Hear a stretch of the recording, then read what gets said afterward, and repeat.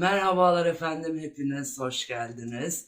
Desteklerinizden, katkılarınızdan dolayı çok teşekkür ediyorum ve sizleri çok sevdiğimizi bir kez daha belirtmek istiyoruz efendim. Efendim bize yazmayı da lütfen ihmal etmeyin. Bunu da videonun başında belirtmeden geçmek istemiyorum. Takipte olun. Çok güzel videolarla karşınızda olacağız. Çok güzel konularla karşınızda olmaya devam edeceğiz inşallah efendim. Efendim yine kadını konuşmaya devam edeceğiz ve mucizevi yönünden bahsedeceğiz bugün. En önemli özelliği, kadın olmanın en önemli özelliklerinden bir tanesi de doğum.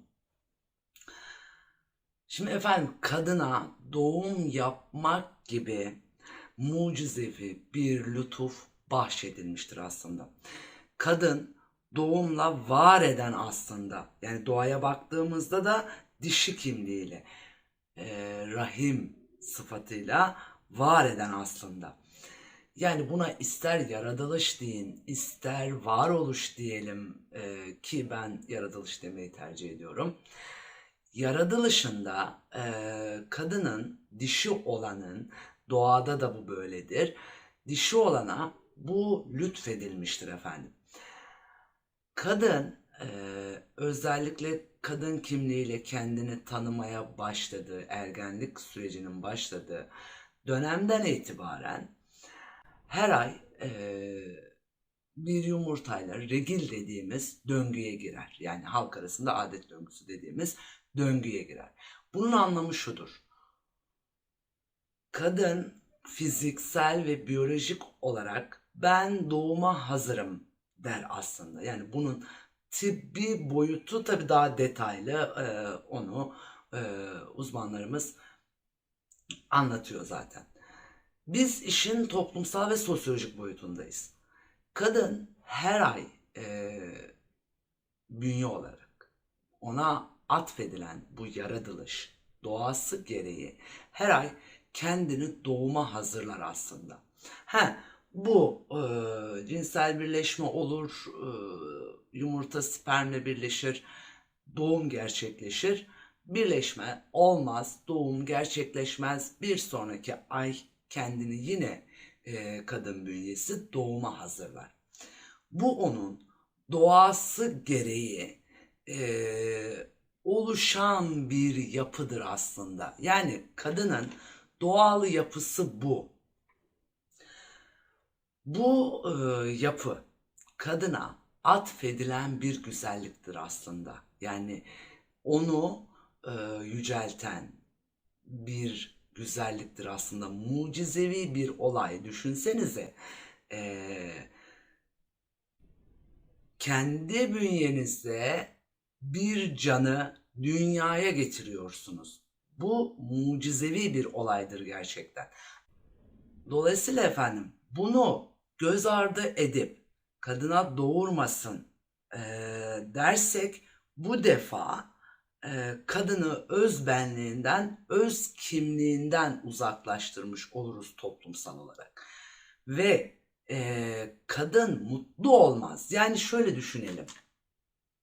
Bir bireyin, daha doğrusu bir varlığı öz kimliğinden, öz benliğinden uzaklaştırdığımızda kurur, çürür, yok olur.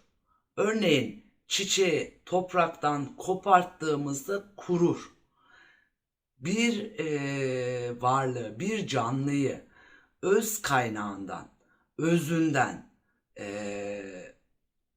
aldığımızda, kopardığımızda o kurumaya müsait, yok olmaya müsait bir hale gelir. Dolayısıyla kadın da öz kimliğinden, öz benliğinden uzaklaştırıldığı için mutsuz bir kadınlar topluluğu karşımıza çıkmaya başladı. Ve bunu en temelinde ailede görmeye başladık. Mutsuz aile profilleri karşımıza çıkmaya başladı. Kavgalı, gürültülü aile profilleri karşımıza çıkmaya başladı. İşte o kadının kadın kimliğinden uzaklaştırılması, toplumun en küçük yapı taşı olan ailede huzursuzlukların başlaması, ailenin mutsuz olması karşımıza mutsuz toplumu çıkarmaya başladı bu defada. Yani bu durum erkeğe de zarar veren bir durum. Çünkü erkeğe kuşatma, kol kanat germe, rahim sıfatının dışında Rahman olma, yani sahip olma, sahip çıkma sıfatı verilmiştir. Dolayısıyla kadın kendi öz kimliğinden uzaklaştırıldıkça erkek de bu sefer öz kimliğinden uzaklaşmaya başladı. Ne oldu? Mutsuz kadınlar topluluğu, mutsuz aileler, mutsuz toplum karşımıza çıkmaya başladı. Bunun temel sebebi kadının özünden uzaklaştırılması aslında efendim. Bakın, bir ailenin mutlu olabilmesi için, çocukların mutlu çocuklar olabilmesi için, kocanın mutlu bir koca olabilmesi için o ailede önce annenin, ana kraliçenin mutlu olması gerekiyor. Şimdi geçmişte özellikle işte tek tanrılı dinlerde, şaman dinlerinde mesela, tek tanrılı olmayan dinlerde de, şaman dinlerinde de mesela kadın bereket olarak simgelenmiştir. Yani dişi olan bereketin simgesi haline getirilmiştir. Hatta bununla ilgili yapıtlar da görüyoruz, gözlemlememiz mümkün. Heykeller yapılmıştır, simgeler yapılmıştır o dönemde dahi. Dolayısıyla kadının ve o toplumun mutlu olabilmesi için önce kadının mutlu olması gerekir. Mutluluk da kadına yani addedilen bir şeydir. Yalnız buradaki sorunsal kadını mutsuz eden erkek değil. Kadını mutsuzluğa iten sistemsel faktörler. Şimdi geçmişte kadın sosyal hayatın içerisinde vardı, iş hayatının içerisinde yine vardı, ekiyordu, biçiyordu, toprakta vardı, doğada vardı. Her yerde kadının izini görmek mümkün. Yalnız günümüz toplumunda kadın öyle bir noktaya getirildi ki ya iş hayatını tercih edeceksin, kariyer yapacaksın ya da anne olacaksın çıkmazının içine sürüklendi kadın aslında. Ve kadın şöyle bir algı oluşturmaya başladı kendi içerisinde. Evlenmek zorunda değilim, anne olmak zorunda değilim. Hatta annelik ona bir yük olarak görülmeye başlandı.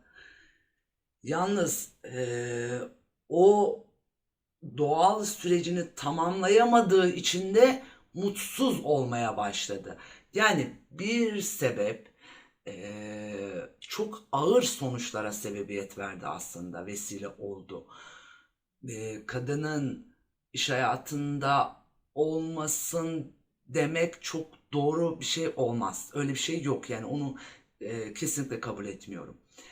Ben kadının kadın kimliğiyle iş hayatında olmasını destekliyorum. Yani bir kadın hem doğurabilmeli, hem anne olabilmeli, hem de iş hayatında olabilmeli. Çünkü doğanın devamlılığını sağlamak istiyorsak kadının doğurması gerekir. Dişi olanın doğurması gerekir. Doğada dişi olan polen saçmadığı müddetçe, dişi olan fidan vermediği müddetçe siz buğday alamazsınız o topraktan veya başka bir mahsulü alamazsınız. Doğada da böyledir. Hayvanlarda da böyledir. Kadın doğurmazsa, üreme olmazsa doğa dengesi devam etmez. Yani denge devam etmez. Dolayısıyla bu insanlık için de böyledir. Kadın doğuma devam etmezse, ki tamam ayrı bir konu, tercihtir. Devam etmezse hayat devam etmez. İnsanlık devam etmez efendim. Böyle bir mucizevi yönü var kadının. Dolayısıyla şimdi bir toplumda, çok iddialı bir ifade kullanacağım. Bir toplumda erkek Ya erkek doğası gereği bunu hani e, yanlış anlamaya müsait olmaması için doğru kelimeyi kurmaya çalışıyorum. Erkek doğası gereği kaba bir şeydir zaten. Kaba olanı devam ettirir. Yani güç gerektireni devam ettirir. Zaten bozuk bir mekanizmadır. Bozuktan kastım doğal yaratılışı gereği kadına göre yaratıcı yönü bozuktur aslında. Bozuktan kastım bu. Yani yaratıcı yönü bozuktur. Kadının yaratıcı yönü yüksektir. Dolayısıyla kadının o yaratıcı yönünü bozarsan, kadını bozarsan toplum bozulur. Erkeği bozarsan toplumu çok da etkilemez. Ama kadını bozarsan toplum bozulur. Çünkü e, aile içerisinde veya partner ilişkilerinde de bu böyledir. Yürüten aslında kadındır. Çocukla ilk muhatap olan kadındır. Aileyi devam ettiren kadındır. O estetiksel yönü, doğanın o estetiksel yönünü devam ettiren kadındır. Erkek kadına doğada tabidir. Yani eril olan, dişil olana tabidir doğa içerisinde. Bu sosyal ilişkilerimizde de böyledir. Erkek kadına tabidir aslında. Yani daha önce de bahsettik. Şekil veren, birbirlerine şekil veren varlıklardır bunlar aynı zamanda. Dolayısıyla kadını bozarsan toplum bozulur. Bu önemlidir. Kadını kadın kimliğinden uzaklaştırırsak, öz benliğinden uzaklaştırırsak toplumu mutsuz ederiz, toplumu bozarız, toplum bozulur. Bunun başka bir sonucu yok efendim. Yani bunu artık görmek zorundayız ve özellikle burayı görmek zorundayız. Dünyayı efendim ayakta kadın tutuyor, dişi olan tutuyor. Hayatı kadın devam ettiriyor. Ve Allah kadınla yaratıyor. Bakın yaratma sıfatını kadına atfetmiş. Şimdi insan yaratır mı diyecek birçok insan bunu duyar gibiyim. Şimdi insan bireysel manada değil bu yaratma. Yani kadının kadın kimliğiyle yaratması Allah'ın vesilesiyle. Allah kadınla yaratıyor. Yani yaratan Allah bunu kadın sıfatıyla yapıyor. Bu önemli bir nokta. Bunun altını çizelim. Dolayısıyla kadın yoksa insan yok. Hayat yok. Hayat devam etmez. Doğum yoksa hayat yok. Yine aynı şekilde dişi yoksa doğadaki hiçbir varlık yok demektir. Doğa yok demektir. Bitti. Orada kapanır. Kapanıştır orası. Orada kapatırsınız. Şimdi dolayısıyla kadın kimliğiyle var olmak zorunda hayatın içerisinde. Varoluştaki bütün canlılar için bu durum geçerlidir efendim. Hayvanlar için geçerlidir, kediler, köpekler için geçerlidir. Bu gerçekliğe cinsiyetçi yaklaşım, cinsiyetçi bakış açısı demek çok yanlıştır efendim. Bak bu gerçeği inkar etmektir. Kadına kadın demek cinsiyetçi bir yaklaşım değil, gerçeğin ta kendisidir. Şayet cinsiyetçi bir yaklaşım dersek o zaman gerçeği inkar etmiş oluruz. Şimdi bunu da çok anlamış değilim. Kadına kadın demek, erkek demek neden cinsiyetçi bir yaklaşım oluyor? Kadına kadın gibi davranmamak cinsiyetçi bir yaklaşımdır. Bunun altını çizelim. Kadına kadın gibi, kadın kimliğiyle var olmasını engellemek aslında cinsiyetçi yaklaşımdır. Şimdi kadına kadın demek cinsiyetçi yaklaşımdır diyenler bakın orada da bir çıkmazları var. Ee, Bu nasıl bir şey onu da algılamış değilim diyenler hamile kadınları doğum yapmak üzere olan veya hamile kadınları işten çıkartıyorlar mesela. Veya işte ücretsiz izne çıkartıyor. Hani cinsiyetçi bakış açısıydı kadına kadın demek? Ne oldu? Dolayısıyla şimdi hem bunu söyleyip hem kadını doğum yaptığı için işten çıkarmak veya ücretsiz izne çıkarmak neyle açıklanır? Bu nasıl bir tezattır mesela? Kendiyle çelişen bir şey bu. Bu da kapitalist sistemin dayatmasıdır aslında. Yani kadına dayatmasıdır aslında. İşte daha önce de bahsettim. Kadını ya doğum yap ya çalış çıkmazına sürükleyen bir şeydir. Ya iş hayatında kariyer yap ya da doğur açmazına sürükleyen bir şeydir.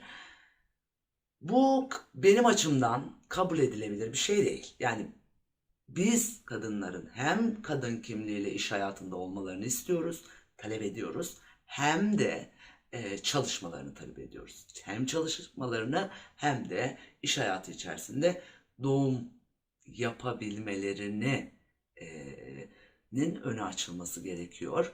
Bu özellikle hükümetlere, hükümet edenlere dikkatine sunuyoruz. Çünkü bu önemli bir nokta ve buraya eğilmek gerekiyor. Bu sorunun çözülmesi gerekiyor. Çünkü kadın doğum yapmak istediği için işten çıkartılıyor. Ne yapsın kadın? Doğurmasın mı? Yani bu kadına bir yerde de doğurma demektir. Dolayısıyla böyle bir şey kabul edilebilir bir şey değil. İnsani bir şey değil efendim. Kabul etmiyoruz bunu çok fazla. Ve dolayısıyla da bakın buranın altını özellikle çiziyorum. Doğum devam ettiği müddetçe hayat devam eder. Yani kadının regil olma, adet döngüsü devam ettiği müddetçe doğal olan devam eder. Hayat devam eder. Bunu özellikle vurgulamak istedim çünkü kadınlarda erken menopoz başlangıcı var. Erkeklerde sperm sayısının düşmesi gibi bir sağlıksal sorunla karşı karşıyayız. Bunu da detaylı konuşacağız. Bunu özellikle vurgulamak istedim. Ve bunun özellikle altını çiziyorum. Özellikle teşekkür ediyorum. Ve bundan sonra bu konularla devam edeceğiz. Bizimle kalın efendim. Hoş kalın. Hoşça kalın. Esen kalın.